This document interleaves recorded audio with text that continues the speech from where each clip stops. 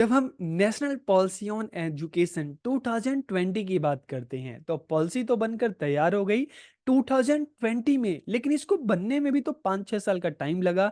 और जब ये पॉलिसी बन रही थी, इसका ड्राफ्ट तैयार हो रहा था, और जब पॉलिसी 2020 में बनकर तैयार हो गई तो इसमें इवैल्यूएशन के बारे में काफ़ी सारी बातें की गई। इसमें बताया गया कि उस टाइम का जो इवैल्यूएशन सिस्टम है ना, उसमें बहुत ज़्यादा खामियां हैं।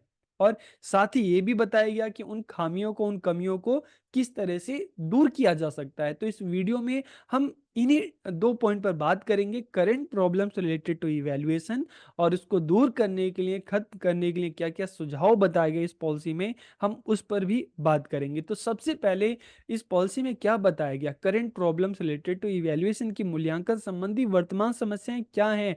तो देखिए, जो सबसे पहली जो समस्या है ना, our school education system is based on summative assessment, कि हमारा स्कूल एजुकेशन सिस्टम है वो किस पर आधारित है? Summative assessment. समेटिव असेसमेंट का मतलब क्या है? एंड टर्म एग्जाम्स, कि बच्चा 6 से 7 क्लास में गया तो फिर होता है कि नहीं, अब तो तुम्हें 7 क्लास में अच्छे मार्क्स लाने हैं, पास होना है, फर्स्ट आना है। और इसी तरह से बच्चा जब 9 से 10th में जाता है, बोर्ड की क्लास है, बोर्ड की क्लास है, तो बच्चों का एक उद्देश्य स्कूल में हो जाता है कि उस क्लास को, ठीक है, बच्चे का मतलब उद्देश्य सीखना समझने से ज्यादा हो जाता है कि बच्चों को फाइनल एग्जाम के लिए तैयार करना, ताकि बच्चा 6 से 7th में चला जाए, 7 से 8 में चला जाए। तो यही जो उस टाइम जो स्कूल एजुकेशन जो एक सिस्टम है, उसका मेन पर्पस क्या है? बच्चों को सिर्फ एक क्लास से दूसरे क्लास में ले जाना, समझाना नहीं, मतलब मेमोराइजिंग, रट्टा मारना, इन्हीं चीजों पर ज्यादा फोकस किया गया। और बच्चों को तैयार किस लिए किया जाता था? फाइनल एग्जाम के लिए तैयार किया जाता था। तो our education system is based on summative assessment. It mainly test the skill of rote memorisation, के मुख्य रूप से रट कर याद करने के कौशल को ही जांचती है। यहाँ पर बच्चे ने कितना समझा, बच्चे में क्या टैलेंट है, इन चीजों से कोई मतलब नहीं। बस ये है कि बच्चे ने कितना याद किया, बच्चे ने टेस्ट में कितने अच्छे मार्क्स लिए, और बच्चे ने अपने फाइनल एग्जाम में कितना अच्छा परफॉर्म किया। सिर्फ यही चीज, यही ऑब्जेक्टिव है। तो due to this overall development of student does not take place, कि इससे विद्यार्थियों का समग्र विकास नहीं हो पाता, सिर्फ उनका मानसिक विकास ही होता है, मेंटल डेवलपमेंट ही होता है। और बच्चे का पूरा टाइम किस में हो जाता है कि अलग अलग सब्जेक्ट हैं, सबको पढ़ना, सबको याद करना, रट्टा मारना, एग्जाम में अच्छे मार्क्स लाना, बस एक यही उद्देश्य हो जाता है। तो instead of understanding they develop a tendency to memorise, कि उनमें समझने की जगह रट्टा मारने की जो प्रवृत्ति है, इसका विकास होता है। और इसके साथ साथ the current nature of board exams and entrance exam has enhance the coaching culture, कि बोर्ड की परीक्षा, प्रवेश परीक्षा, इन्होंने जो एक ट्यूशन कल्चर है ना, जो कोचिंग कल्चर है, इसको बहुत ज्यादा बढ़ा दिया। अब बच्चों के दिमाग में हो गया, पेरेंट्स के दिमाग में हो गया कि बच्चा केजी में एडमिशन ले रहा है, नर्सरी में एडमिशन ले रहा है, तो सबके दिमाग में एक भूत चढ़ गया कि नहीं, अगर कोचिंग नहीं जाएगा तो फिर पास हो ही नहीं पाएगा, कोचिंग नहीं जाएगा तो अच्छे मार्क्स ले ही नहीं पाएगा, और कोचिंग नहीं जाएगा तो सोसाइटी में भी क्रिटिसाइज करेंगे कि तुम अपने बच्चों को कोचिंग नहीं भेज रहे। तो कोचिंग कल्चर को इतना ज्यादा बढ़ावा मिल चुका है कि नहीं, कोचिंग कल्चर का भी क्या उद्देश्य है कि बच्चे को फाइनल एग्जाम में बच्चे के अच्छे मार्क्स आ जाए, ठीक है, बच्चे के 90 मार्क्स आ जाए, बच्चे के 95 आ जाएं। तो यहाँ पर भी आप कोचिंग सेंटर के बाहर जाके देखो तो सिर्फ परसेंटेज होती है कि इसने साइंस में 99 ले लिया, इसने 100 ले लिया। तो मतलब क्या है कि बच्चों को सिर्फ फाइनल एग्जाम के पर्पज से ही सिर्फ सिखाया जा रहा है, तैयार किया जा रहा है।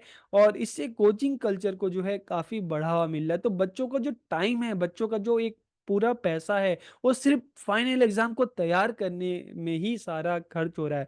बच्चा अपने लिए, अपने टैलेंट को डेवलप करने के लिए ज्यादा कुछ नहीं कर पा रहा। और जब हम सेकेंडरी क्लासेस की बात करते हैं तो यहाँ पर बच्चे के पास ज्यादा कोई ऑप्शन भी नहीं है। स्कूल्स में नॉर्मली क्या है, आर्ट्स है, साइंस है और कॉमर्स है। आर्ट्स के अलग सब्जेक्ट हैं, अगर आपको आर्ट्स में जाना है तो आपको वही सब्जेक्ट लेना पड़ेगा, कॉमर्स के सब्जेक्ट हैं आपको वही लेना पड़ेगा, साइंस के जो सब्जेक्ट हैं आपको वही लेना पड़ेगा। अपने पसंद से आप इन क्लासेस में अलग अलग सब्जेक्ट को नहीं ऑप्ट कर सकते, ठीक है।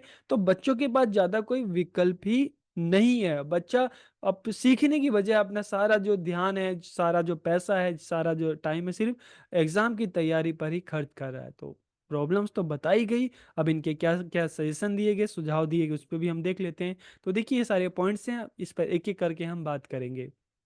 Promote formative assessment, competency based evaluation, redesigning progress card, end of coaching classes, reform in the existing system of board examination, development of semester system, conducting examination at various levels, stabilizing of national assessment center, university level entrance examination।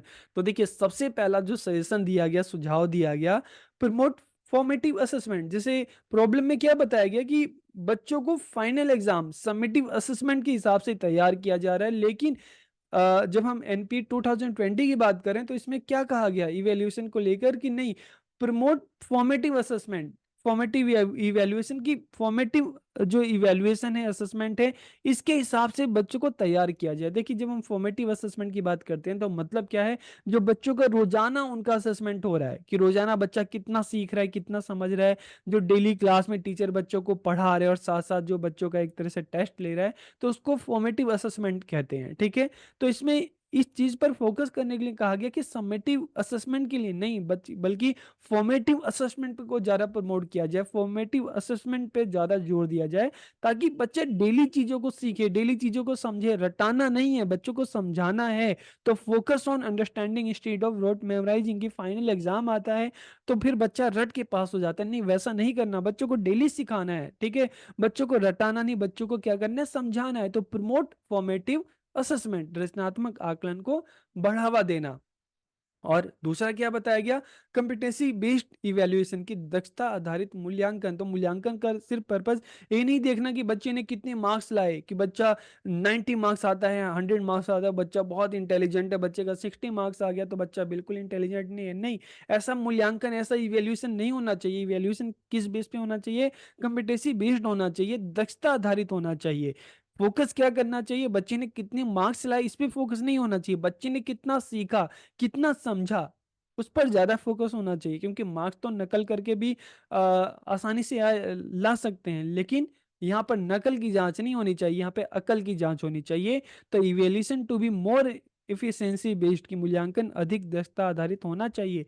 To promote learning and development among student, की विद्यार्थियों में अधिगम और उसके विकास को बढ़ावा देना है। और to check the analysis, logical thinking and conceptual clarity of the student, की बच्चे कितने अच्छे से सोच सकते हैं, कितने अच्छे से समझ सकते हैं, कितने अच्छे से एनालाइज कर सकते हैं, उनका कंसेप्ट कितना अच्छे से क्लियर होता है, इन चीज की जांच करना है। ना कि सिर्फ बच्चे ने कितने मार्क्स लाए, ठीक है, इस पे नहीं, बच्चे की समझ पर ज्यादा फोकस करना है। टू कॉन्सली continuously modify the teaching and learning process through evaluation, की मूल्यांकन के द्वारा शिक्षण और अधिगम प्रक्रिया को लगातार संशोधित करना, मॉडिफाई करना, ताकि पढ़ाना भी और बेहतर हो सके और पढ़ना भी और समझना भी बेहतर हो सके। उसके बाद redesigning progress card. Progress card simple सा आप इसको समझ सकते हैं कि जो आपको मार्कशीट दी जाती है, आपका एक तरह से जब एक क्लास में से दूसरी क्लास में जाते हैं, जो रिपोर्ट कार्ड होती है, तो यहाँ पर क्या कहा गया कि रीडिजाइनिंग प्रोग्रेस कार्ड की, प्रगति कार्ड को नया स्वरूप देना। क्या स्वरूप देना, तो नॉर्मली जैसे पहले क्या होता था कि जब इस तरह का प्रोग्रेस रिपोर्ट मिलती थी, जिसको मार्कशीट कहते थे, तो उसमें क्या होता था कि बच्चे ने 5-6 सब्जेक्ट पढ़े, उसमें कितने मार्क्स आए, सिर्फ उसी पे फोकस रहता था। तो यहाँ पर क्या कहा गया कि नहीं, इसको डिजाइन किया जाए और इसमें 360 डिग्री, 360 डिग्री का मतलब क्या है कि बच्चे की ओवरऑल परफॉर्मेंस, पढ़ने में कैसा है, खेल कूद में कैसा है, अदर एक्टिविटीज में कैसा है, सारी चीजें ही मार्कशीट में, प्रोग्रेस कार्ड में ऐड की जाए। तो to give detail description of the overall development of each student in the progress card. और इसमें क्या क्या चीजें आ सकती हैं, इवेल्यूशन का क्राइटेरिया सिर्फ फाइनल एग्जाम में जाके लिख दो और मार्क्स ला, वो नहीं होना चाहिए। ठीक है, उसके साथ साथ बच्चे का अपना सेल्फ असेसमेंट, पीयर असेसमेंट, की बच्चे के जो क्लास में पीयर ग्रुप है वो भी बच्चों को असेस करेगा, प्रोजेक्ट वर्क जो बच्चे को दिया गया, और एक्सप्लोरेटरी स्टडीज। तो ये सारी चीजें कि बच्चे ने रिसर्च का काम क्या किया, ठीक है, बच्चे का अपना सेल्फ असेसमेंट है, पीयर असेसमेंट है, इसके अलावा क्विजिस हो गया, रोल प्ले हो गया, ग्रुप वर्क हो गया, पोर्टफोलियो हो गया, और टीचर का अपना इवैल्यूएशन। तो इवैल्यूएशन का सारा क्राइटेरिया होना चाहिए, इस बेस पर बच्चों का इवैल्यूएट किया जाना चाहिए, ना कि सिर्फ फाइनल एग्जाम की बेस पर। तो इसलिए मार्कशीट कैसी होनी चाहिए, 360 डिग्री, जिसमें बच्चे का ऑलराउंड जो डेवलपमेंट है, ठीक है, सारी चीजों को शामिल किया जाए। एंड ऑफ कोचिंग क्लासेस, तो देखिए एंड ऑफ कोचिंग क्लासेस का मतलब ये नहीं कि कोचिंग क्लासेस को खत्म कर दो। इसका मतलब है कि बच्चों, जो बच्चे हैं जो कोचिंग क्लासेस पे जो निर्भर रहते हैं ना, कि बिना कोचिंग के तो हम पास हो ही नहीं सकते, बच्चों की इस निर्भरता को खत्म करना है। ठीक है। एक जो कोचिंग कल्चर, जो एक ट्यूशन का कल्चर जो है उसको बढ़ावा मिल रहा है, इस कल्चर को खत्म करना है। तो कैसे खत्म होगा ये कल्चर? तो उसके लिए भी यहाँ पर बताया गया कि to make board exam easy also, कि बोर्ड एग्जाम को इजी कर दो। जब एग्जाम इजी हो जाएगा, पढ़ना समझना इजी हो जाएगा, तो बच्चे का कोचिंग की तरफ रुझान भी अपने आप धीरे धीरे कम हो जाएगा। और to reduce trend dependence on coaching, और इसके लिए क्या किया जाए कि इसलिए ऐसा करते हैं कि बोर्ड के एग्जाम साल में 2 बार कर देते हैं। साल में 2 बार कैसे? एक एग्जाम जो होगा बच्चा एग्जाम देगा, और दूसरा होगा इम्प्रूवमेंट, कि अगर मान लो बच्चे को फिर से अपने मार्क्स और ज़्यादा लाने हैं या किसी में रह जाता है, तो अगले साल का वेट नहीं करना पड़ेगा, 6 महीने बाद फिर से बच्चा पेपर दे सकता है। तो साल में 2 बार एग्जाम करो, ठीक है। जो डिफिकल्टी लेवल है क्वेश्चन का उसको आसान कर दो, थोड़ा सा इजी बना दो, ताकि बच्चे के लिए पढ़ना सीखना समझना ज़्यादा इजी हो जाएगा। तो इस तरह से जब बच्चे अपने मनपसंद के सब्जेक्ट ले सकेंगे, ठीक है, बच्चों को ज़्यादा ऑप्शन मिलेंगे, बोर्ड एग्जाम भी साल में 2 बार हो जाएंगे, तो इससे क्या होगा कि बच्चे का धीरे धीरे जो कोचिंग सेंटर पे जो एक निर्भरता है धीरे धीरे वो खत्म हो जाएगी। Reform in the existing system of board examination, की बोर्ड की परीक्षा की जो उस टाइम की जो मौजूदा जो एक सिस्टम है ना, उसमें सुधार करना। कैसे सुधार किया जा सकता है? तो to encourage holistic development in board examination, की बोर्ड एग्जाम में सिर्फ रिटेन पे नहीं बल्कि बच्चे के ऑलराउंड डेवलपमेंट पे फोकस करना है। Giving student the opportunity to choose subject of interest, की विद्यार्थियों को रुचि के विषय के आधार पर, मतलब अपनी रुचि के आधार पर विषयों का चयन कर सकता है। जैसे हमने सुना ना कि नई न्यू पॉलिसी ऑन एजुकेशन में क्या कहा गया कि अभी जो ही नहीं कि बच्चा आर्ट्स वाला भी साइंस के सब्जेक्ट पढ़ सकता है, कॉमर्स वाला भी आर्ट्स के सब्जेक्ट पढ़ सकता है। तो बच्चे के पास ज़्यादा ऑप्शन दिए जाएं कि बच्चा अपने हिसाब से जो भी 5-6 सब्जेक्ट है उसको चूज कर सके, चाहे उसमें फिर कॉमर्स का क्यों ना हो, उसमें साइंस का क्यों ना हो, उसमें आर्ट्स का क्यों ना हो। और organise board examination for student twice a year, की विद्यार्थियों के लिए वर्ष में 2 बार बोर्ड की परीक्षाओं का आयोजन किया जाए। और एक जो मेन एग्जाम होगा और दूसरा क्या होगा, इंप्रूवमेंट अगर जरूरत होगी, ठीक है। डेवलपमेंट ऑफ सेमेस्टर सिस्टम, और सेमेस्टर प्रणाली का भी विकास किया जाए। साल में 2 बार एग्जाम होंगे तो एक साल को 2 सेमेस्टर में बांट देते हैं, अच्छा रहेगा। बच्चों के एक एग्जाम का प्रेशर सर पे जो होता है वो कम होगा। By this reducing the exam pressure at secondary level, कि इससे जो एग्जाम का प्रेशर है कम होगा। और जब इस तरह के एग्जाम होंगे तो बच्चों के पास 2 ऑप्शन दिए जाएं, एक मल्टीपल चॉइस क्वेश्चन होने चाहिए, दूसरा डिस्क्रिप्टिव क्वेश्चन, दोनों तरह के होने चाहिए, ठीक है। तो इससे क्या होगा, जो एग्जाम होगा थोड़ा इंटरेस्टिंग भी हो जाएगा। उसके बाद conducting examination at various level, के एग्जाम भी हैं जो वेरियस लेवल पे होने चाहिए। वेरियस लेवल मतलब थर्ड क्लास में होने चाहिए, फिफ्थ क्लास में होने चाहिए, एट्थ क्लास में होने चाहिए, बाकी 10th और 12th तो होते ही हैं। पहले तो मेन फोकस किस पे था, बोर्ड क्लासेस पे, 10th और 12th, लेकिन अब जो होगा वेरियस लेवल पे थर्ड क्लास में भी होना चाहिए, कि बच्चे ने स्टार्टिंग के जो फाउंडेशन लेवल पे बच्चे ने कितना सीखा, फिर फिफ्थ क्लास में, ठीक है, एट्थ क्लास में, तो इस तरह से अलग अलग लेवल पे है।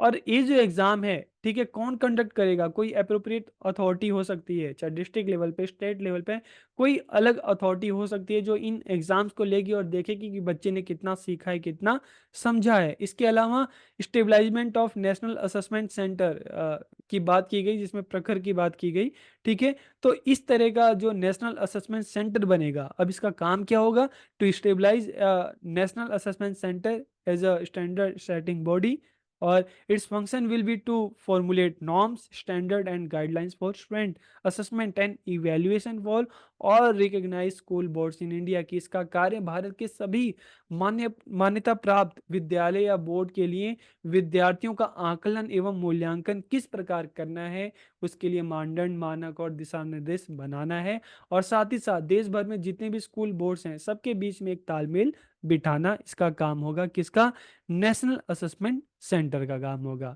और यूनिवर्सिटी लेवल एंट्रेंस एग्जामिनेशन, इसके बारे में क्या कहा गया, the principles will be the same as for university entrance examination, की विश्वविद्यालय प्रवेश परीक्षा के सिद्धांत समान होंगे। कॉमन एंट्रेंस होना चाहिए, जैसे आज हम देख रहे हैं ना कि सीयूईटी होता है, कॉमन यूनिवर्सिटी एंट्रेंस टेस्ट जो होता है, सीयूईटी एक कॉमन एग्जाम है ना जो पूरे भारत भर में बच्चे दे रहे हैं। तो इस तरह का एंट्रेंस एग्जामिनेशन सिस्टम की बात की थी जो आज के टाइम में हमें होता हुआ दिख रहा है। The work of organising this examination will be done by NTA, national testing agency. इस तरह का जो एग्जाम है कंडक्ट करेगी, तो कर ही रही है आज के टाइम में। This examination will test conceptual understanding and ability to apply knowledge की। इन एग्जाम में क्या होगा कि जो बच्चों की कंसेप्चुअल अंडरस्टैंडिंग है और एबिलिटी टू अप्लाई नॉलेज की, उस नॉलेज को किस तरह से अप्लाई करेंगे, इन चीज़ों पे ज़्यादा फोकस किया जाए। और emphasis will be on eliminating the need to take coaching for this examination की। इन एग्जाम के लिए जो बच्चे कोचिंग लेते हैं ना, इस चीज़ को कम करना है, ठीक है। इस तरह के एग्जाम होंगे जहाँ पे बच्चों की अंडरस्टैंडिंग, एबिलिटी, इन चीज़ों की जांच की जाएगी। तो फिर बच्चों की जो कोचिंग की निर्भरता होती है ना, ये चीज़ें अपने आप धीरे धीरे खत्म होने लगेगी। तो इस तरह से हमने बात की कि एनपी 2020 में जो करंट इवैल्यूएशन जो एक प्रैक्टिस से सिस्टम है, उसमें क्या-क्या कमियाँ बताएँगे और उसको दूर करने के लिए क्या-क्या सुझाव दिए गए। तो वीडियो आपको कैसा लगा? कमेंट करके ज़रूर बताइए। आप सबका बहुत-बहुत धन्यवाद।